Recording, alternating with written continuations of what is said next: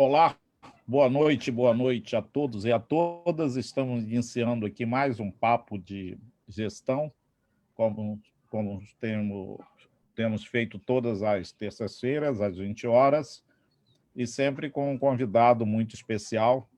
Todos os nossos convidados são especiais, mas tem sempre o da terça-feira presente, é sempre o mais importante, porque está nos dando a oportunidade de darmos continuidade a esse projeto que nós iniciamos aí lá no início da pandemia, cujo objetivo é contribuir com o pequeno e médio empresário para que ele possa ter alguma sinalização de como enfrentar e como sair da crise. E hoje eu tenho o prazer de tê-lo aqui com a gente, conosco, o nosso amigo e Gilberto Silva. O Gilberto é um professor, meu amigo de longas datas, mestre em administração, doutor em educação, e nós vamos falar hoje sobre os desafios da educação profissional, ou seja, da educação profissional nas organizações e nas universidades. Aproveitar toda a expertise do Gilberto na área de educação nas universidades, nós vamos juntar com um pouco da nossa experiência como educação corporativa para a gente levar para vocês alguma informação de como será esse futuro da educação nesse mundo de mudanças tão rápidas. Gilberto, boa noite, é um prazer tê-lo aqui com a gente, e você pode aí falar sobre o seu trabalho, sobre o que você anda fazendo e a sua experiência, para depois a gente entrar no nosso papo sobre gestão.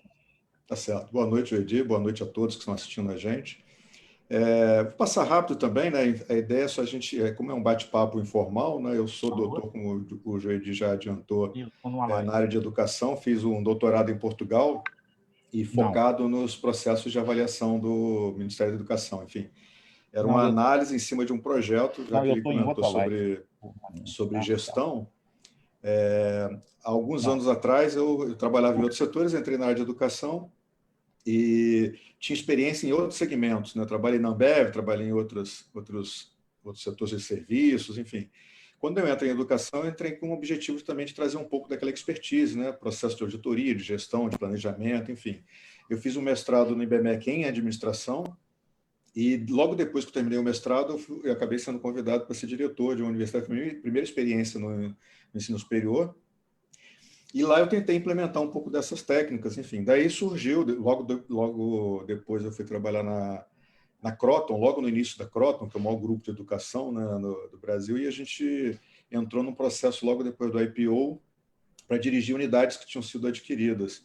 E numa dessas unidades que eu fui dirigir lá no Espírito Santo, eu acabei implementando um modelo de gestão que virou tese de doutorado, enfim, aí fui fazer doutorado em cima disso.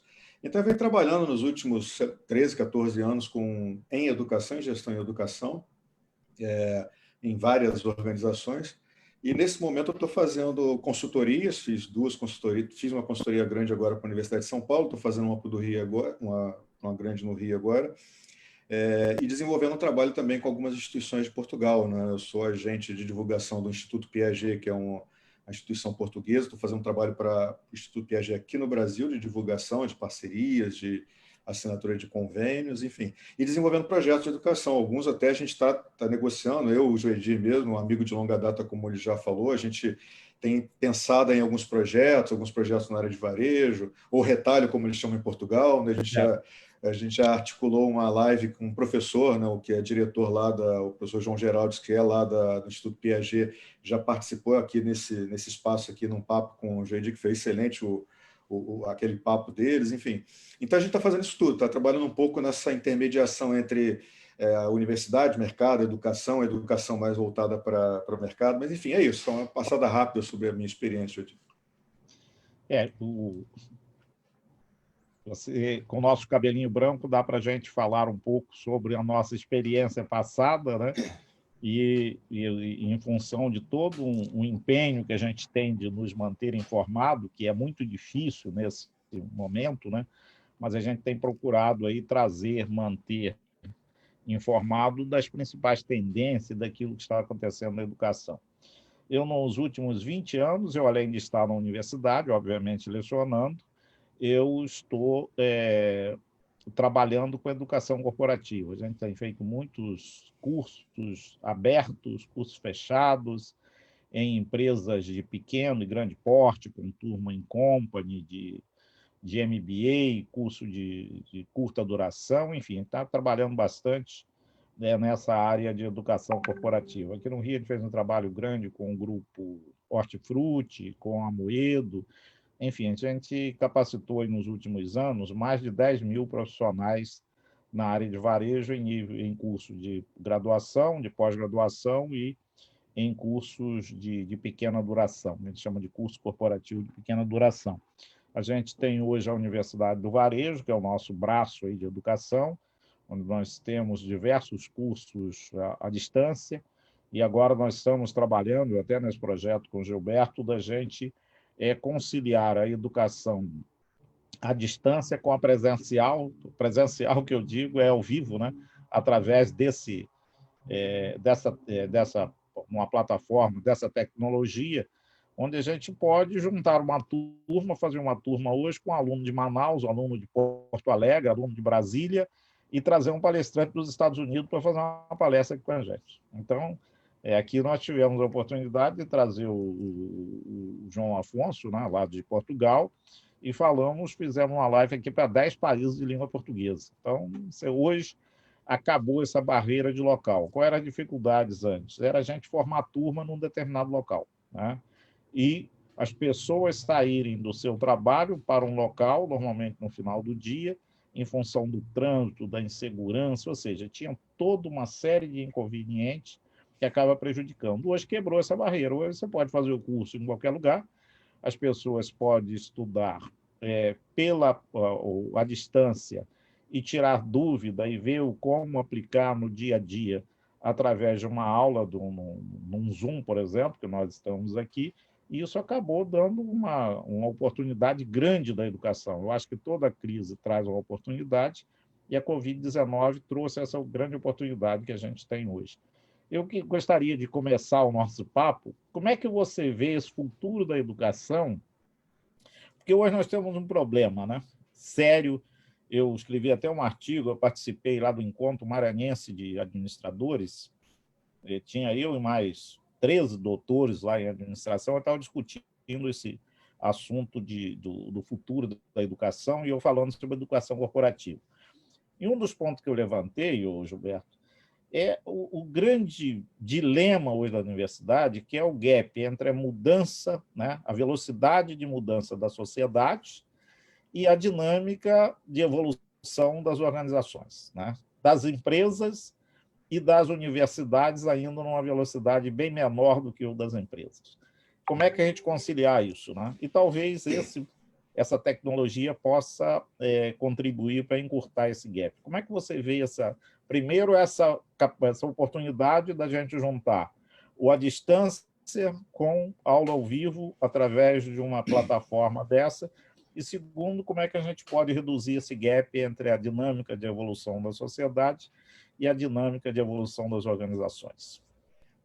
Ok, Jodir, a sua colocação, sua pergunta foi muito, muito interessante, e a gente entra naquela situação que a gente vem conversando já há algum tempo, né? Eu contei que eu entrei como executivo para a área de educação e tinha expectativa de solucionar esse problema do gap, né? Eu, como executivo em outros setores, quando eu recebia um jovem recém-formado, a gente questionava muito, mas como é que isso? Eu estou falando de 20 anos atrás, estou falando de agora, né? A gente já questionava essa formação que ele recebia porque ele não estava preparado com aquilo que a gente precisava. Essa distância vem aumentando, claro, né, por conta de vários fatores. Tem um processo regulatório no Brasil que é muito pesado, que dificulta, etc. E tem a velocidade das mudanças, que aumentaram muito. Como a gente já conversou várias vezes sobre isso, quer dizer, não mesmo que a educação quisesse, é muito difícil. As empresas não conseguem, ninguém consegue direito acompanhar, porque elas são intensas demais. A questão da Covid, essa pandemia, trouxe um benefício.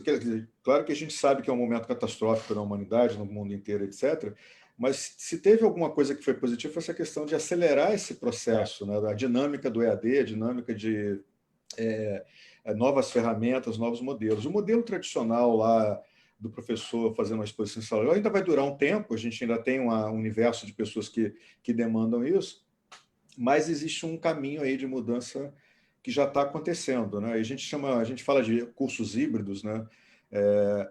Que as instituições estão desenhando, eu estou desenvolvendo agora consultorias nos últimos tempos exatamente relacionadas a cursos híbridos com esse objetivo. A gente trazer ferramentas de mercado, ferramentas mais dinâmicas, o Zoom, como você falou agora, o Meet, Teams, Hangout, todos esses recursos que permitem a interação mais rápida, mais abrangente, né? Como a gente falou, Portugal, num evento como esse, um papo, você estava falando com 10 países de língua portuguesa. A gente tem infinitas reuniões hoje acontecendo pelo mundo inteiro, então todo mundo em casa, mas fazendo reunião. A própria dinâmica do trabalho deve mudar muito, né? Esse novo cenário. Muitas empresas já estão dizendo que não voltarão ao estágio que estavam antes, né? 40 horas no escritório, todo mundo lá sentadinho e tal. Muitas já sinalizaram, mesmo que volte ao modelo, né, do trabalho presencial lá numa sede qualquer, já não vai ser no mesmo volume que tem hoje, vai ser flexível, vai ter uma parte que vai ser home office, enfim. Então, a educação, por pressão, por conta da pandemia, foi empurrada, foi impulsionada, né? O EAD foi acelerado, inclusive no ensino básico, né, que era impensável há pouco tempo atrás. E para diminuir a distância, eu acho que a oportunidade está nesse momento de aproveitar essa pressão que veio de fora, que fez com que a gente tivesse que buscar outras alternativas. E nesse modelo mais híbrido, mais interativo, onde a gente envolve, né, profissionais, professores, alunos, promover essa interação de fato. E aí, aquilo que você falou, trazer especialistas, envolver, trazer experiência. Esses projetos que eu estou envolvido agora como híbrido, por exemplo, sempre são com a participação de professor de uma maneira diferente, né? Ele não é um professor dono do saber que vai fazer uma aula expositiva. Ele é um parceiro, um consultor, um orientador, que vai ajudar um grupo de jovens ou não tão jovens, dependendo do curso, pode ser numa pós-graduação, até no mestrado, a desenvolver uma solução para um problema, né? Desenvolver uma proposta, lançar um novo negócio. Ou seja, eu acho que é aí que começa a diminuir a distância. As instituições que começarem a partir para esse caminho vão ter a oportunidade de oferecer alguma coisa diferenciada. E as empresas também podem se aproveitar dessa situação e se aproximar mais também, porque a gente tem uma briga aqui no Brasil, uma discussão, né? A empresa não gosta do que eu produzo, né? Do que eu ensino, e eu também ensino e não ouço a empresa. Então, se você começa a ouvir, tem case, a gente já começa a ter no Brasil alguns casos interessantes de instituições que estão fazendo essa aproximação, que já é comum nos Estados Unidos, já é comum na Europa, a gente estudou bastante isso nos nossos programas de doutorado, você vê que é natural essa relação das empresas, das entidades associativas com o mundo, né, da educação, com as universidades. Modelos um pouco diferentes nos Estados Unidos e na Europa, mas todos eles têm interação. Aqui a gente ainda tem uma distância grande, mas na hora que começar a aproximar, começar a trazer os problemas reais, né? Então não vou fazer um debate no estudo de case inventado pelo professor, vamos trazer um caso real de uma empresa que está passando ou já passou por um problema e trazer para dentro da instituição. Vamos trazer uma situação que está acontecendo da pandemia na saúde agora. Os profissionais de saúde estão vivendo isso lá fora de verdade, né? Coisas novas, coisas que estão acontecendo, estão trazendo informações do mundo inteiro. Hoje a tecnologia permite isso, para trazer para dentro de sala de aula, para discutir, né? Para fazer um trabalho de problematização baseado numa situação que todo mundo está vivendo, né? Então é por aí, eu acho que o caminho é esse, é aproveitar uma pressão que veio não por desejo, mas aconteceu, e não deixar voltar, né? O risco acabou a pandemia, tá tudo bem, chegou a vacina, todo mundo vacinou, vamos voltar para a sala de aula, para ficar tendo aula. Enfim, quem fizer isso, eu tenho certeza que vai estar. Para você ter uma ideia, eu estava participando de uma live agora aqui sobre entrevista com um candidato a vereador no Rio de Janeiro. Nós estávamos discutindo sobre o problema de emprego na cidade do Rio de Janeiro, né? Se você trazer empresas para a cidade do Rio de Janeiro. Hoje existe um estudo, que é do Ruban System, que faz esse estudo das melhores locais para se fazer negócio, melhores cidades para se fazer negócio. E esse é avaliado por 4 pilares: desenvolvimento social, desenvolvimento econômico, estrutura e capital humano. O Rio de Janeiro, em 2018, que hoje a situação é bem pior, ele ocupava a 12ª posição dentro das capitais. Infraestrutura, quarto lugar. Desenvolvimento social, desenvolvimento econômico, 12º. Desenvolvimento social não aparece entre as 100 primeiras empresas, tá? Entre as 100 primeiras cidades. E capital intelectual, que chama atenção, 43ª posição. Aí você diz, pô, não é possível. O Rio de Janeiro, 22% da produção científica do Brasil sai do Rio de Janeiro, onde estão os melhores centros de pesquisa, as melhores universidades, os centros, os institutos, ou seja, e a gente ocupa 43ª posição. E aí você vê o seguinte, é que a nossa universidade, de um modo geral, aqui, salvo raríssimas, mas ela se distanciou do mercado, e o mercado se distanciou da universidade. Então, aqui, eu por exemplo, estou orientando hoje 4 teses de mestrado, 5 teses de mestrado e 4 teses de doutorado na Argentina.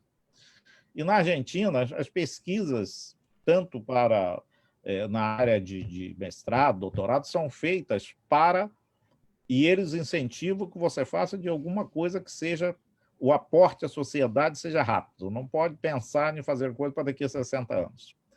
Então, ou seja, você faz uma pesquisa e sai de lá, e isso retorna para a sociedade de uma forma quase que imediata, né? E aqui no Brasil, você está pesquisando, você tem as melhores centros de pesquisa, mas e a cidade do Rio de Janeiro, né? Esse caos que é a cidade do Rio de Janeiro, e você vê, não tem pesquisa para que a gente possa... O que a gente pode fazer, por exemplo, para minimizar? Qual o estudo que foi feito sobre as milícias no Rio de Janeiro, né? Sobre o desenvolvimento... uma cidade-partido onde você tem a Zona Oeste com o nível de mortalidade do pior cidade do Nordeste, e a Zona Sul é uma Florianópolis, que é a melhor capital. Então, quais os estudos que tem sobre isso? Você, para pegar qualquer informação sobre o Rio de Janeiro, você tem a maior dificuldade de encontrar essas informações, com as melhores universidades. Então, eu acho que isso que você falou é fundamental, essa aproximação entre a universidade e as empresas e a universidade. Eu acho que esse, e talvez não, eu tenho quase certeza que esse momento, a gente diz, quem foi o maior impulsionador da tecnologia no mundo? Foi a Covid-19. Né? O maior acelerador de desenvolvimento da tecnologia foi, porque todo mundo que não tinha teve que passar a ter. Então, eu acho que esse é um momento da gente refletir, e a sua colocação foi muito oportuna, da gente evitar esse retrocesso, né? A gente, agora vão todo mundo para a sala de aula, vão lá escrever no quadro, vamos fazer nosso... pegar a transparência pegar a transparência e transformar em como é que se diz, em slide, e continuar fazendo coisas que fazia 10, 15 anos passado. Então, esse eu acho que é o caminho da gente não deixar, né, que isso aconteça. Eu tenho aqui o nosso grupo que está chegando aqui, eu gosto de sempre prestigiar a nossa audiência. Eu tenho aqui o meu colega de doutorado, Vladimir Leite, lá de Manaus, está aqui nos assistindo, a Rosemary, o Renato Guedes, professor Renato Guedes, o meu orientando está fazendo uma bela tese, já está pronta a tese dele de endomarketing, então estou orientando o Renato. Tem aqui o José Renato Miranda, um grande professor da área um dos maiores especialistas do Brasil em gestão de empresa familiar. A Marta Madsen, a Marta tem um histórico, a gente, cabelo branco, né? Então já não nega a nossa idade, né? Em 1982, foi fundada uma universidade, no início dos anos 80, a Faculdade São José. E eu cedi meu nome, eu era titular de 5 cadeiras para a gente formar, para criar os primeiros cursos da universidade.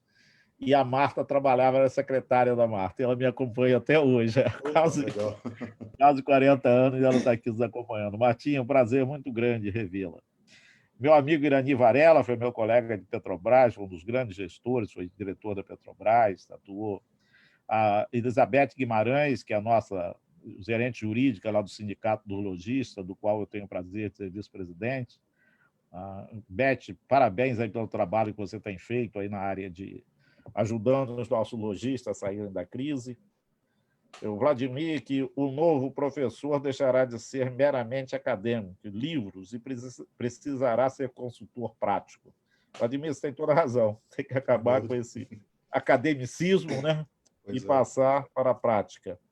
Robert Barbosa também, meu grande líder, Robert Barbosa, está aqui presente. O Baldo Pompeu também. Ou seja, e à medida que for entrando, a gente vai acrescentando aqui e pode mandar pergunta, que nós estamos aqui prontos para tentar responder. Não sabemos a resposta, nós vamos buscar a resposta para vocês, tá? Então, o Gilberto, voltando ao nosso papo, qual é o futuro que você prevê? A gente já falou um pouco disso, né? Da educação profissional na universidade. Como é que você, resumindo mais esse ponto, como é que você acha que vai ser? Como é que você, não é que você acha, mas como é que você entende que seria o melhor caminho para as universidades com relação aos cursos profissionais, que é o que nós estamos falando aqui, voltado mais aos cursos da área de gestão, por exemplo? Joede, eu acho que passa um pouco por isso que a gente vinha conversando, né? A gente vai falar um pouco sobre educação corporativa também, que você tem uma experiência grande. A gente via esse momento, assim, como a universidade não resolvia o meu problema de formação, as empresas começaram a investir em educação corporativa. No início era o setor de RH que tinha área de treinamento. E depois começa a virar a educação corporativa, porque a educação é além do treinamento técnico, né? Você tem que trazer outros componentes do ensino-aprendizagem para permitir que esse profissional seja mais qualificado. Você pode até falar melhor do que eu sobre isso, você tem uma experiência grande nessa área também. Mas a universidade não sabia fazer esse lado, né, da necessidade da empresa, esse distanciamento que você falou. O que tem que acontecer aqui é um pouco do que já acontece no resto do mundo. Se a gente vê que nos Estados Unidos, na Europa, nos países mais desenvolvidos, que mais produzem pesquisa aplicada, né, que a gente chama de pesquisa aplicada, você comentou aí que a gente tem essa dificuldade de fazer isso aqui, mas lá é muito comum. Se lá eles estão questionando o papel da universidade, a gente vê esses cases novos como o do Google agora, que diz que nem precisa se preocupar com o diploma superior, que eu vou fazer a formação que eu preciso, e provavelmente a empregabilidade desse jovem vai ser muito maior com o diploma do certificado do Google do que com um curso de engenharia, né? Esse momento... Pois é. Esse é um momento crítico para as instituições precisam encontrar seu caminho, né? A gente tem a gente conhece, sabe da importância que tem o ensino superior. A universidade não forma só para o mercado de trabalho, tem uma formação do cidadão, tem todo um processo de capacitação, de qualificação de outras competências além da formação técnica. Só que está faltando exatamente isso, né? Está preparando essas competências do século XXI que tanto se fala e tal. Então, o que está acontecendo? Assim, primeiro, esse primeiro passo é olhar a necessidade da sociedade.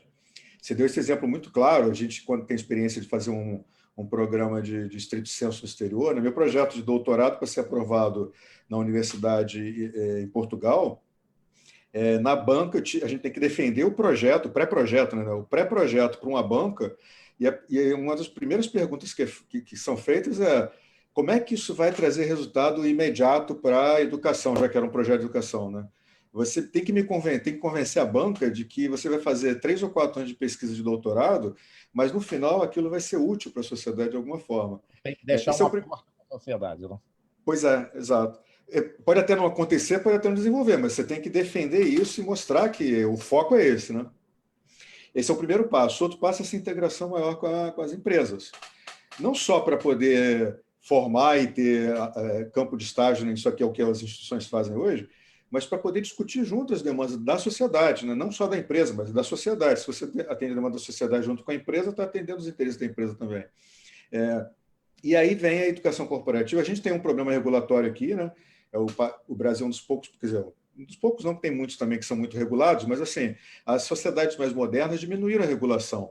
Os ministérios da educação, os órgãos, na Europa são agências reguladoras, não é nem mais o Ministério da Educação que regula, é uma agência independente. Eles olham muito mais a qualidade, ou você comprova, ou você cria um sistema interno de qualidade, ele regula, é uma certificação, uma acreditação, certificação, que é do mercado de gestão, né, que foi aplicado em educação. Se você mostra que tem um bom sistema de gestão interna da qualidade, o cara vem, certifica e te dá lá a autorização para você continuar funcionando, né? É mais inteligente, né? E nos Estados Unidos é mais livre ainda, né? Mais tranquilo ainda. Por exemplo, eu tive uma reunião há um ano atrás com um diretor de uma universidade da Flórida de engenharia, onde o aluno se formava em 2 anos de engenharia. E a gente falou, mas como é que você consegue a formação? Primeiro que ele é focado, só estuda as disciplinas principais de engenharia. Eu falei, mas a qualidade, eu falei, deve ser boa, porque meu aluno no primeiro ano já produz 3 ou 4 artigos com aplicação prática, né? Não é artigo, né? Não é Artigo de aplicação. artigo nosso E científico. no segundo ano, no início do segundo ano, eles já estão produzindo patentes. Ele tem que inventar alguma coisa e patentear esse invento, que é uma prática nos Estados Unidos também muito forte de a trazer soluções, né, para problemas de mercado. E por que em 2 anos? Eu falei, o aluno mergulha, ele faz. Eu falei, aqui no Brasil você tem alguns conceitos que são completamente anacrônicos, né? Como a necessidade do tempo de integralização do curso. O que é o tempo de integralização? Mesmo que o aluno queira e faça tudo, estudasse 24 horas por dia e fizesse todos os créditos em 2 anos, eu só posso entregar o diploma para ele em 5 anos, né? No curso de Direito, por exemplo. Engenharia, por quê? O MEC exige um tempo mínimo de integralização. É uma coisa que não faz sentido, né? Você pode até regular dizendo o seguinte: você precisa entregar esses conteúdos.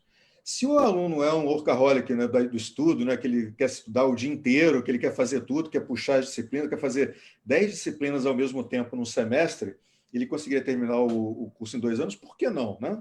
Lá, você sabe que lá nos Estados Unidos tem casos de aluno que entra com os gênios lá, né, que entram com 10 anos no ensino superior e se formam com 13, 14 anos. São exceções, é claro, não é um negócio que é fácil, mas é possível, né? Aqui no Brasil não seria possível. A legislação do Aqui, Brasil para não você permitiria fazer isso. isso, você precisa para entrar na faculdade antes de terminar, por exemplo, o ensino médio, tem que ter todo um processo, mesmo que seja o primeiro colocado no vestibular, só entra através da justiça. Pois é. Mas tem mais algumas pessoas que estão chegando aqui. Tem aqui o Felipe Freire de Oliveira, que é lá de Recife, está aqui nos assistindo. Meu amigo português, Henrique Cristiano Ribeiro, meu amigo, foi meu colega de Petrobras, fomos gerentes juntos na Petrobras. Um abração grande aqui, Henrique, para você. A Cleide Salgado, o Joênio Paura, Arlete Santos, minha irmã lá de Conceição de Macabu, também está nos assistindo aqui. Uma dos grandes desafios da educação hoje, eu estou falando da corporativa, né? E da educação em geral, é que tem um livro chamado As Quatro Dimensões da Educação, é um livro editado pela OCDE, que aqui no Brasil, quem patrocinou a publicação desse livro foi o Instituto Ayrton Senna. E lá tem uma frase que eu gosto muito, ele diz: todos nós estamos preparando pessoas, né, para profissão que ainda não existe, que a gente não sabe que existir, para resolver problema que nem sabe que vai existir e para usar tecnologia que ainda não existe. Ou seja, então o papel da educação, quando eu entrei na universidade, quando você um pouco depois entrou na universidade, nós fomos aprender a fazer, né?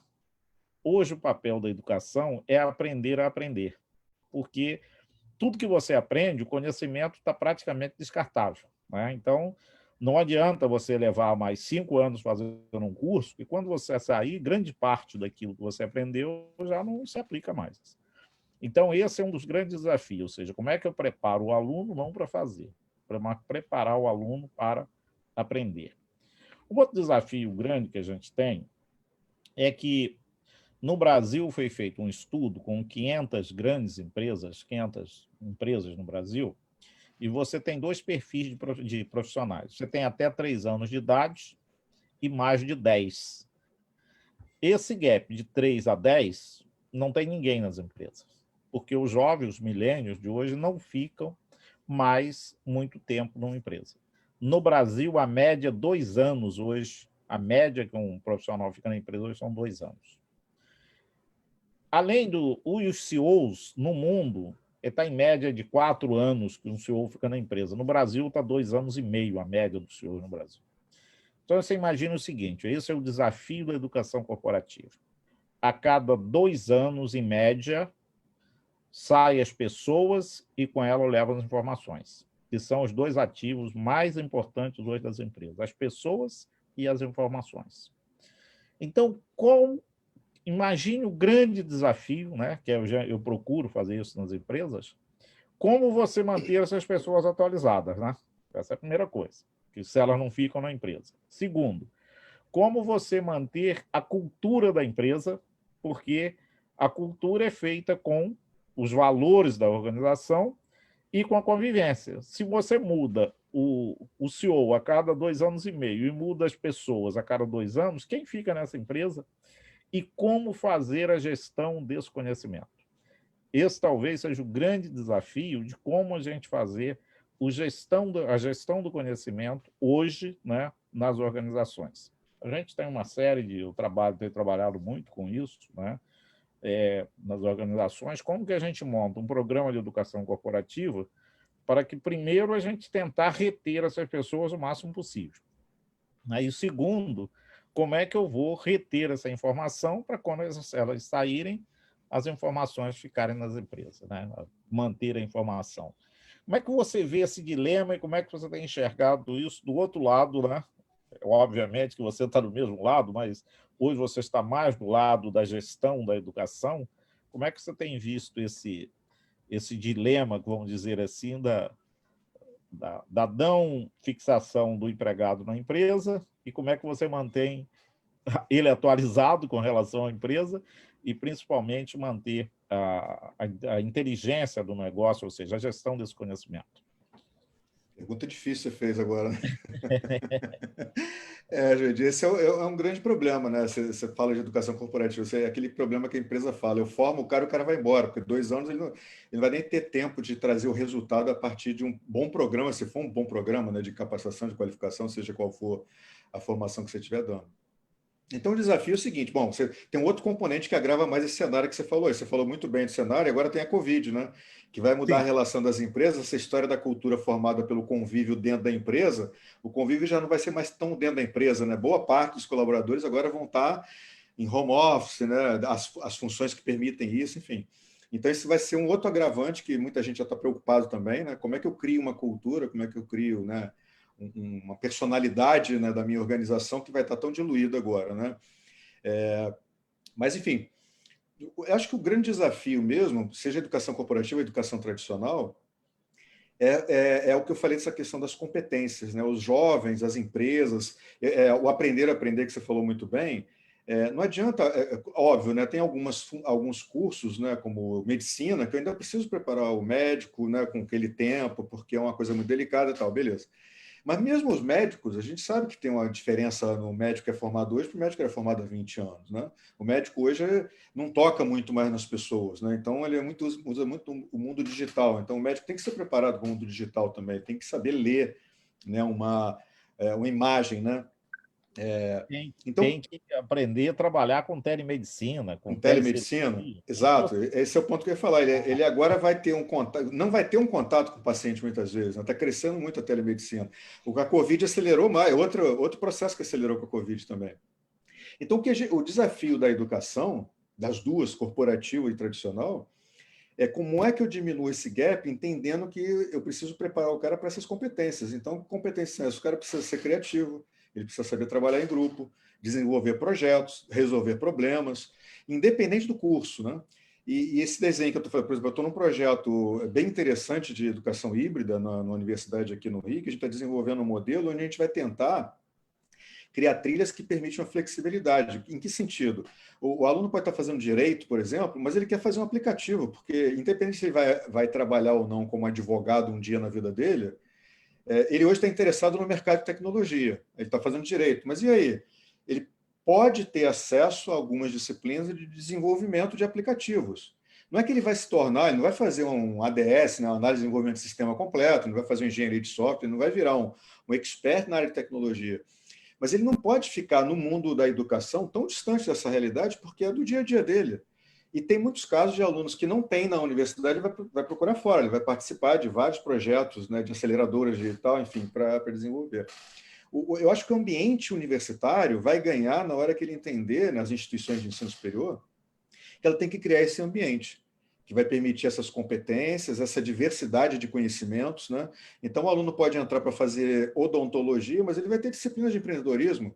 A gente sabe dessa história, né? Quantos né, profissionais da saúde vão empreender, depois vão montar clínica. Aliás, é muito comum, né? A maior parte deles vão ser profissional liberal, então o médico vai montar o consultório dele e tal. Aí aumentou um pouquinho, 3 salas, 4 salas, virou uma pequena clínica. Ele não entende de gestão, aí vira aquela confusão que a gente sabe, né? Ele acha que ele entende tudo de medicina de saúde, ele vai gerir bem o negócio. A gente sabe que não é bem assim. Então, começa a ter uma carência dessa formação. Não é que ele vai sair com curso de administração junto com a medicina, mas ele também não pode ser totalmente leigo, né, no empreender, né? Então, eu acho que o futuro é esse. Infelizmente, a gente não tem essa flexibilidade também dos órgãos reguladores, acabam amarrando muito, mas naquilo que não é amarrado, por exemplo, o MEC criou uma portaria que em breve a gente vai ser, todos os cursos vão ser obrigados a ter 10% de atividade de extensão, que não pode ser uma atividade realizada dentro do campus universitário, porque senão ela é uma atividade complementar, não é isso. O MEC obrigando a instituição a ir para fora, que é positivo, né, até positivo. Só que as instituições têm que saber aproveitar esse momento. Olha só, se eu tenho que trazer, eu tenho que levar esse meu aluno para fora dos muros da universidade para desenvolver algum projeto extensionista, eu tenho que ajudar esse aluno, eu tenho que promover, eu tenho que desenhar, né, eu tenho que colaborar com ele nesse sentido para que ele tenha um bom aproveitamento, entender as demandas da sociedade. Aí vem essas competências. Então, o caminho eu acho que tem que ser esse. Não é fácil, não tem uma resposta rápida, não é. A gente não faz assim porque é um problema que já acontece há tempo, que foi agravado com essa diminuição do tempo do profissional na empresa, que está acontecendo também no resto do mundo, né? Não é só. No Brasil é mais sério porque sempre foi, né? Sempre foi pouco tempo, né? Mas tem países como o Japão, que tinha uma tradição de a vida, né? A carreira da pessoa, a empresa era a vida dele, então ele ficava 35, 40, 50 anos. Mas isso é a geração dos avós, né? Os japoneses jovens hoje não ficam um pouco mais do que o brasileiro, mas não ficam 30 anos na empresa, né? Então, nas empresas de tecnologia, para você ter uma ideia, no Google, eu acho que é uma que está conseguindo fazer um pouquinho mais, é 1 ano e alguma coisa, 1,2 anos, 1,3 anos, nessas grandes empresas de tecnologia. E dentro da empresa... Uma das coisas... Fala, completa. Só rapidinho para fechar. Então, acho que o ciclo é esse. Você não vai resolver a retenção do funcionário no primeiro momento. Você tem que criar um circuito dentro da instituição de ensino de renovação do conhecimento, porque ele muda muito, e nas empresas também, e aí envolve a educação corporativa. A educação corporativa é feita junto com as universidades, que pode ser feita uma parceria, enfim, mas é isso. Esses dias eu estava conversando com um professor, eu estava participando de um evento e tinha um professor da Universidade Federal de Mato Grosso do Sul. Então, ele está dizendo que ele estava há 6 anos tentando mudar a ementa de uma... Não era nem mudar a disciplina, era mudar a ementa de alguma disciplina. Ele estava há 6 anos sendo analisado por um comitê. Ou seja, diz que 2 anos depois, aquilo que ele fez já não valia mais. E está 6 anos tentando aprovar. Então, esse é um dos grandes desafios, né, que a gente tem. Uma outra coisa um outro desafio que que eu acho que a gente vai enfrentar, já está enfrentando, né, além de tudo isso que a gente falou, os nossos MBAs, por exemplo, que era aquele curso de uma pós-graduação lato sensu, que visava preparar para o mercado de trabalho, isso com 360 horas não dá mais para você fazer um curso desse. Porque você leva 2 anos, se a média que o empregado está passando na empresa de 2 anos, nenhuma empresa vai investir, que o dia que ele terminar o curso ele saiu. Então, essa é uma outra coisa. Eu estou pegando os cursos de longa duração, de 360 horas, que é o mínimo para ser considerado um MBA pelo MEC, e trazendo isso para 120 horas. Ou seja, tentando dar uma formação mais compacta. Isso nos Estados Unidos já está funcionando há bastante tempo, né? Que é um MBA curto, de 120 horas, mesmo que não tenha aprovação do MEC, mas tem aprovação para a empresa. E as empresas estão preferindo isso. Porque, na verdade, se ela capacita com o MBA, o que acontece? O mercado fica de olho grande, vai lá e pega um funcionário mais fácil. Se der um curso que capacita só para a empresa, ele acaba sendo um investimento menor, né? E tem um retorno mais rápido e também tenta proteger a saída do empregado. Então, acho que esse é um aspecto, principalmente dos cursos os MBAs da vida, tem que ser mais curto, porque hoje as empresas de um modo geral. Você vai falar, quanto é 15 meses um MBA? Nada, o que é isso? 15 meses já mudei todo mundo, então não dá mais para fazer isso. Então é um dos desafios que a gente enfrenta. Mas eu acho que tem uma pergunta aqui. Eu tenho aqui também a Fátima Bolsonaro. Opa! Não sei quem é a Fátima Bolsonaro, mas seja bem-vinda, Fátima. A Penha Helena, Pedrinho Nardim. Pedrinho Nardim foi meu colega. Eu fui gerente financeiro da Petrobras e um dos meus... Depois, quem assumiu o setor que eu era gerente foi o Pedro Nardim. Pedrinho, um abraço para você. O nome dele é Pedrinho, né? Pedrinho tem uma história que... Depois eu vou te contar essa história aqui no particular do Pedrinho. O Pedrinho sabe, né? Vou até contar em público aqui, Pedrinho, permite para contar em público. O Pedro era gerente financeiro, o Pedrinho era gerente financeiro e tinha um proprietário de posto de gasolina, aquele português bem... Estava devendo à empresa e ele suspendeu o fornecimento, né? E aí ele foi lá conversando com... Esse português foi lá conversar com o Pedrinho. E chegou lá, o Pedrinho chegou e disse: bom dia, senhor, meu nome é Pedrinho Nardim. Ele virou: você pode ser Pedrinho lá para os seus. Para mim é o senhor Pedro. E o nome dele é Pedrinho mesmo. Ele teve que mostrar a identidade, que o nome dele é Pedrinho. É Pedrinho mesmo. Mas tem aqui uma pergunta do Irani Varela. Como tratar a questão do conhecimento tácito? Alguma sugestão de metodologia adotada em alguma organização nacional ou internacional? Essa é uma pergunta interessante, né? Muito difícil trabalhar, porque o conhecimento tácito não é só o conhecimento técnico, né? Você tem um conhecimento comportamental, conhecimento enfim, da gestão, da própria liderança, né? Porque tem algumas pessoas que carregam consigo uma expertise de liderança natural, né? Não é nem por cargo, por função, enfim, que compõe também o conhecimento tácito. Mas existem já alguns modelos onde as empresas fazem isso de diminuir a dependência do conhecimento tácito, até para evitar esse problema que você falou, porque se o funcionário fica 2 anos, eu entrego tudo na mão dele, ele vai embora, levou o conhecimento, enfim. E a gente vive esse problema, esse dilema. Nas universidades também isso acontece. Eu trabalhei como diretor, até ano passado eu estava como diretor executivo numa universidade de São Paulo. Agora é que eu passei para a consultoria.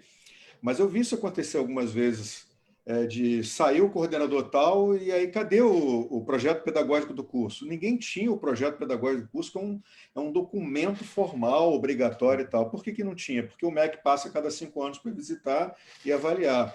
Não, ok, então, mas ele passou 5 anos atrás, me deu uma nota qualquer, eu fez, mas e aí, cadê? Não, estava na gaveta dele, estava no arquivo, no pendrive dele, sumiu. Então, aí começa a ter um processo mesmo de... Aí é processo, gestão de processo, né? Você tem que planejar bem, planejar todos os processos da organização. Aí tem uma questão de acreditação, auditoria e certificação que cria uma preocupação com todos os processos da organização. Manualizar isso é cansativo, é demorado, é complicado e tal, mas quem faz muito bem a gestão de todos os seus processos... Por que o processo é importante ser manualizado, né? Quando você manualiza o processo, desenha o processo, entende como ele faz, você se obriga a pegar todos os pontos do conhecimento tácito. Então, por exemplo, se eu faço um mapeamento do processo de uma visita de um curso do MEC, que é minha tese de doutorado, inclusive é sobre isso, né? Eu sei que eu tenho uma visita que acontece há 4, 5 anos, eu sei que eu tenho isso aqui, que eu preciso desse documento, desse. O MEC me avalia por emitir um documento que sai a cada 6 meses. Na hora que eu escrevo esse processo, que eu digo que tem que ter isso, eu vou buscar o documento.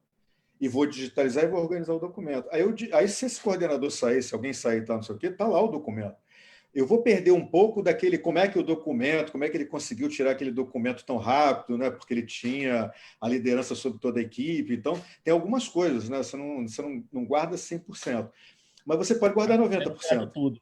Não perde tudo. Tem gente que está perdendo tudo. Então, você começa do zero para fazer um documento de 100 e poucas páginas de algo que está rodando. O curso está lá, tem a matriz, enfim, tem tudo lá. E por que não tem um documento que dê origem àquilo tudo? Não é uma loucura isso, mas acontece. Então, é um desafio. Muitas organizações, principalmente as mais organizadas, as mais estruturadas, em geral, as organizações que são obrigadas a passar por processos de certificação de auditoria, né? Ou porque tem ISO 9000, ISO alguma coisa que precisa certificar, ou porque optaram para vender para o exterior, precisa ter.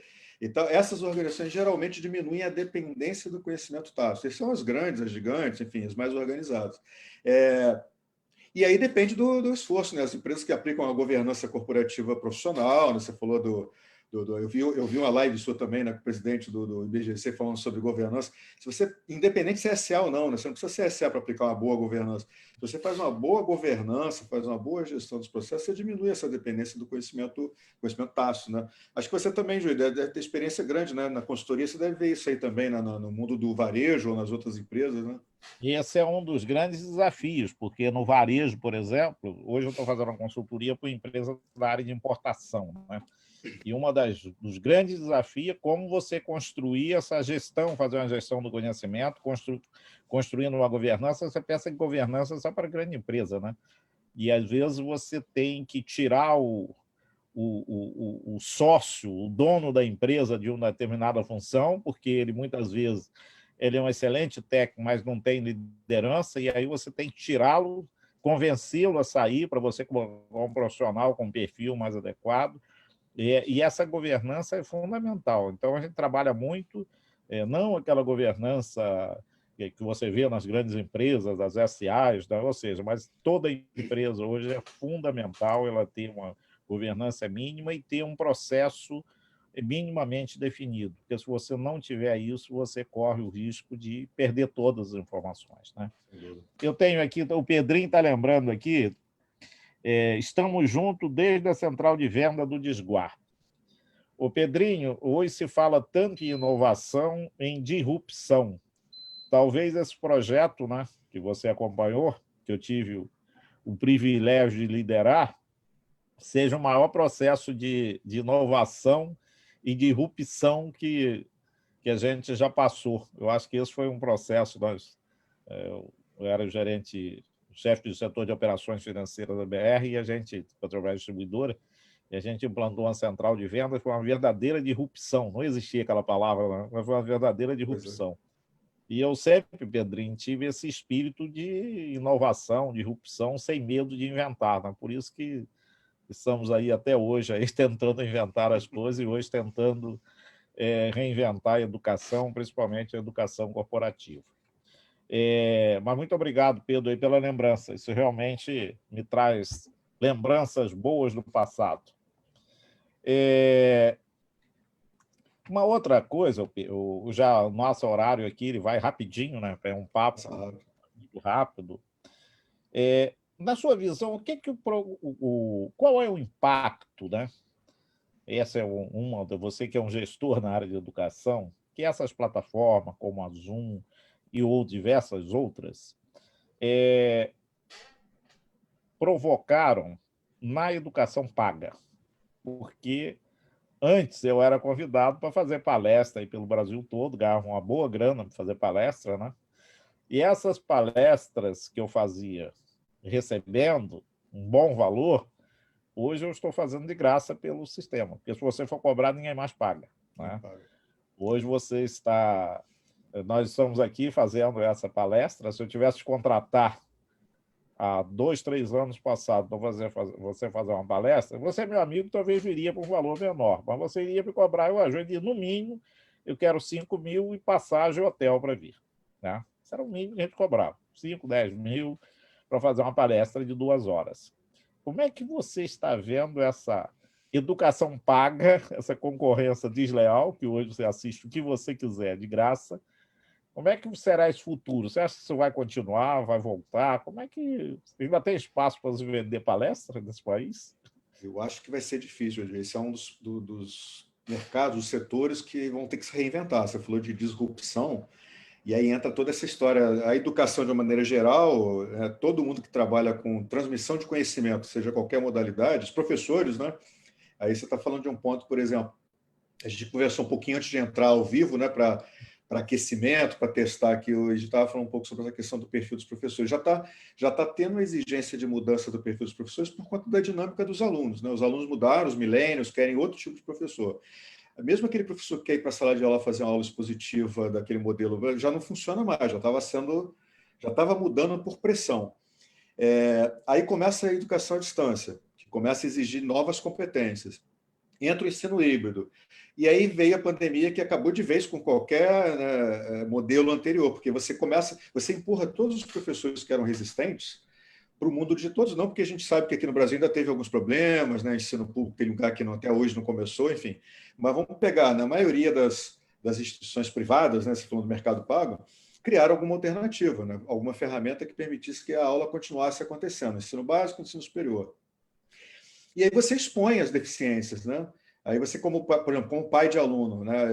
A minha filha está fazendo a escola, eu tive que ajudar nessa pandemia, o pai se envolve mais com a educação do que jamais ele tinha se envolvido antes, ele participa, assiste, ajuda o filho e tal, e aí começa a ver as falhas da história. As falhas não são só do professor, as falhas são a tecnologia que a escola escolheu, né? A preparação, capacitação, treinamento desses professores, quem vai usar as ferramentas, e o relacionamento com os pais e alunos, porque antes o momento era muito diferente. De vez em quando você precisava ter um contato com a escola, agora você tem que ter um contato diário com a escola.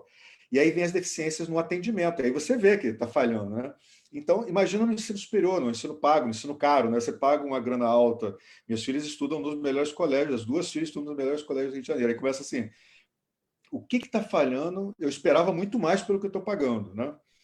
E aí começa um questionamento de pais, assim, por que eu estou pagando isso tudo para ter, né, essa qualidade, né, ou está questionando a qualidade? Ou seja, a entrega não está sendo compatível com o que você paga. Não está. Né? Tem gente que está se destacando e está conseguindo, tem gente que está tendo problemas, está sendo questionado. Né? No ensino superior não está sendo diferente, nas palestras não está sendo diferente. Eu acho que vai ser um caminho de disrupção, de inventar alguma coisa diferente. O modelo de. Eu acho que não volta também aos patamares anteriores, até porque também hoje em dia a empresa não precisa pagar para o cara ver isso que você falou, né? Eu posso contratar um cara lá dos Estados Unidos para dar uma palestra e às vezes era mais barato que pagar, porque antes era caro que você tinha que trazer o cara, passagem e tal, o hotel, ficava mais caro. Mas agora, se o cara aceita lá, eu faço lá o pagamento para ele, ele dá a palestra de lá ao vivo, mas à distância, né? Então, num Zoom da vida, e aí você perde esse mercado, você diminui esse espaço. E aí, por que alguém contrataria um profissional para dar palestra? Talvez palestra como era antes, não. Mas aí vem a lógica que a gente vem conversando sobre ir além da palestra, né? A transmissão de conhecimento, metodologias ativas. Não é um cara que vem falar e transmitir o que sabe. Ele vem para contribuir com a demanda da empresa, da entidade, da associação, enfim. Você falou do MBA aí, né? A gente tem discutido alguns projetos. O MBA é longo demais, muita gente não quer, mas tem gente que quer o título. Mas por que não criar um modelo onde eu tenha quebrado as 360 horas em módulos de cento e poucas horas? O cara não quer fazer, ele faz aquilo ali, que é suficiente para ele ter aquilo que ele precisa. O cara quer não sei o que, ele faz 200. O cara quer um título, um MBA, para ser reconhecido no Brasil, ele faz 360. O que eu estou dando exemplo é no sentido de tem que criar formas flexíveis para atender as demandas. E o palestrante também vai ter que fazer. Não sei te dizer como ainda, né? Agora, eu acho muito difícil, passar da pandemia, voltar ao patamar anterior. Infelizmente, para a gente, né, que ganhava dinheiro com palestras também, né?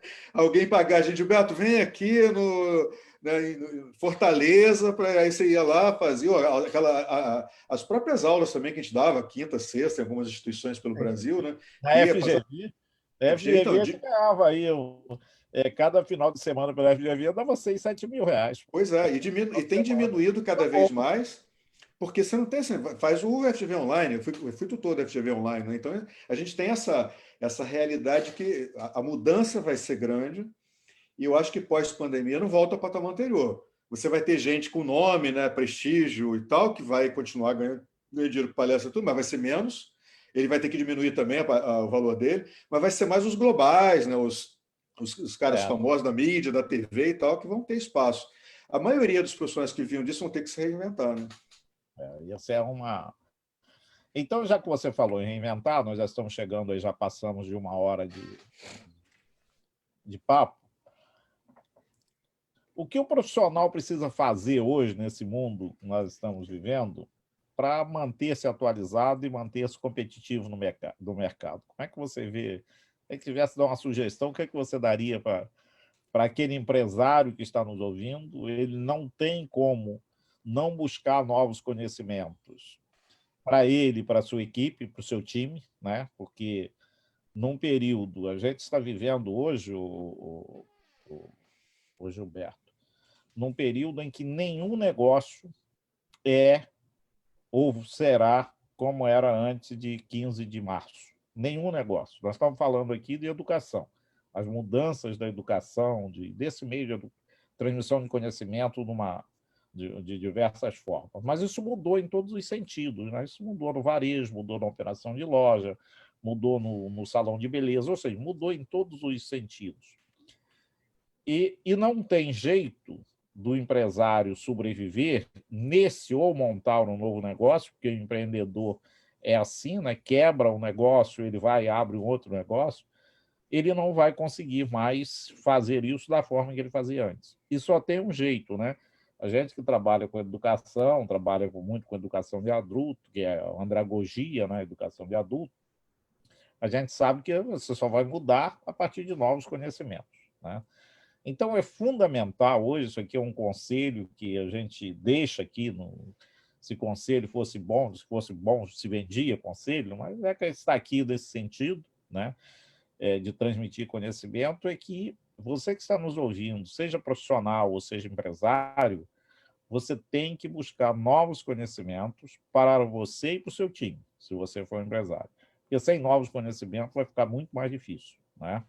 Eu estou buscando novos conhecimentos. O Gilberto está buscando novos conhecimentos. Ou seja, todos nós temos que estar nos reinventando a cada dia para continuar sendo relevante no mercado. Senão você deixa de ser, perde a sua relevância e ninguém mais vai para o ostracismo. Então, que sugestão você daria para esse profissional para ele manter-se atualizado? Não é nem para ele avançar muito, não, só para se manter atualizado. Como é que... Só perguntas de dólar, tá? Pois é, perguntas fáceis. Né? É um pouco disso que você falou da andragogia, do aprender a aprender. Não tem jeito, a gente está vendo um movimento. Só para falar de dois movimentos recentes, né?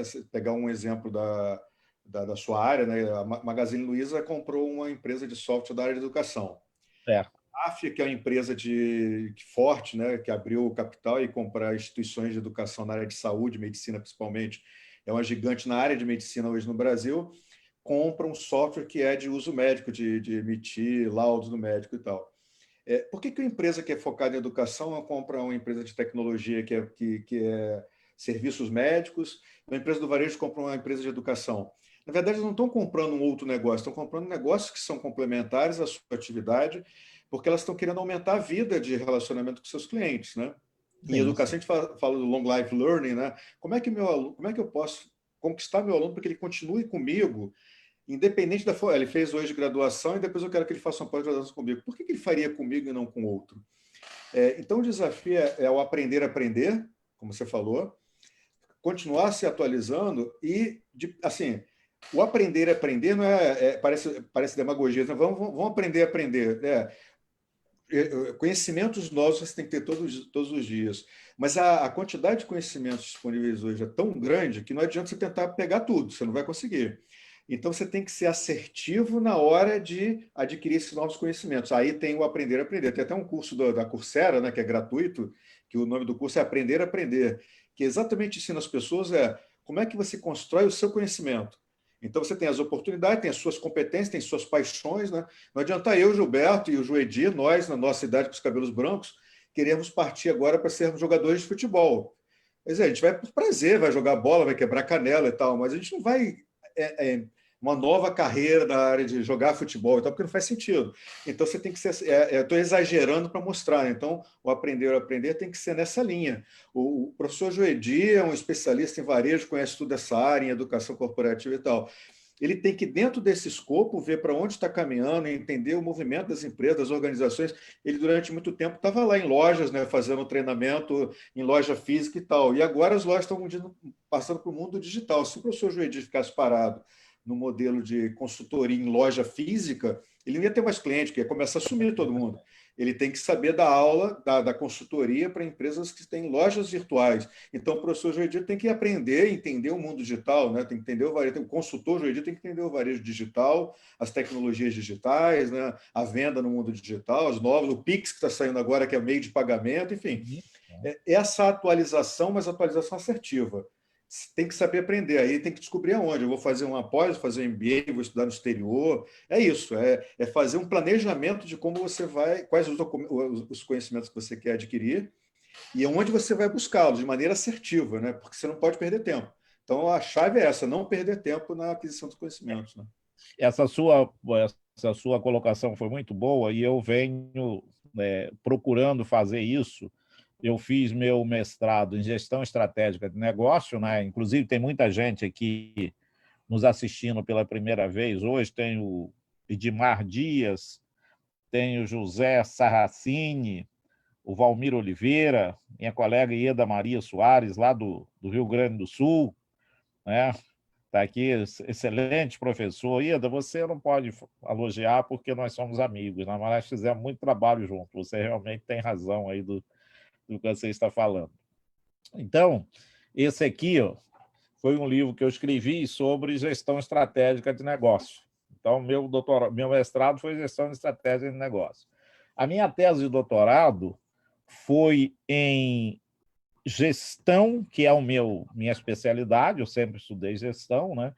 E em gestão de varejo, eu criei um modelo de avaliação de desempenho organizacional aplicado para o segmento de supermercado. Você sabe que você que também fez doutorado sabe que o estudo tem que ser, você tem que delimitar a sua área de estudo, então eu construí um modelo de avaliação de desempenho, uma métrica de avaliação de desempenho organizacional para o segmento de supermercado.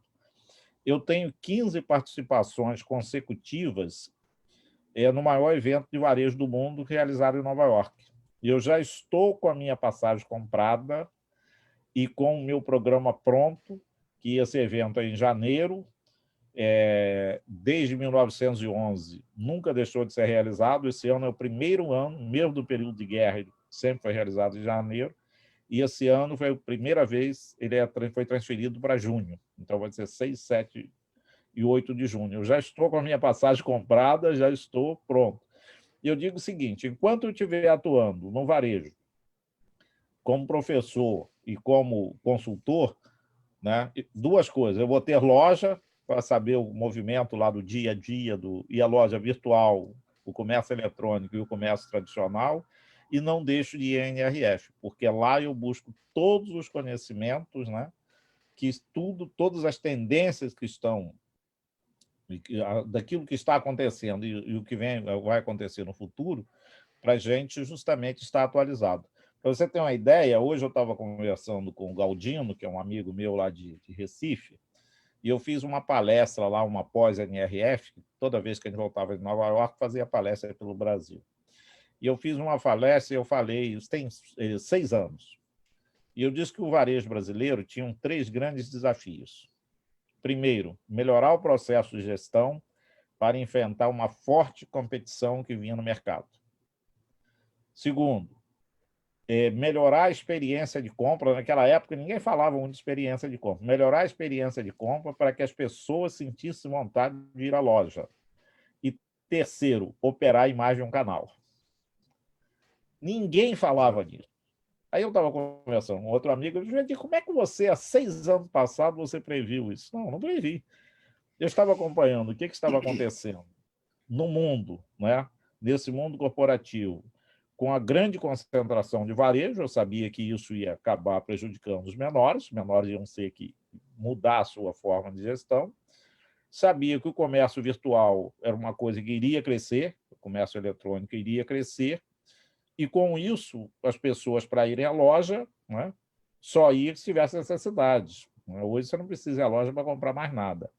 E terceiro, já que ia crescer o comércio virtual, você tinha que estar presente e não é só com loja física, está na loja, está no Instagram, está no Facebook, ou seja, em todas as mídias sociais. Isso há 10 anos passados que eu venho batendo nessa chave, né? Então, é importante que você, como profissional, né, escolha uma área.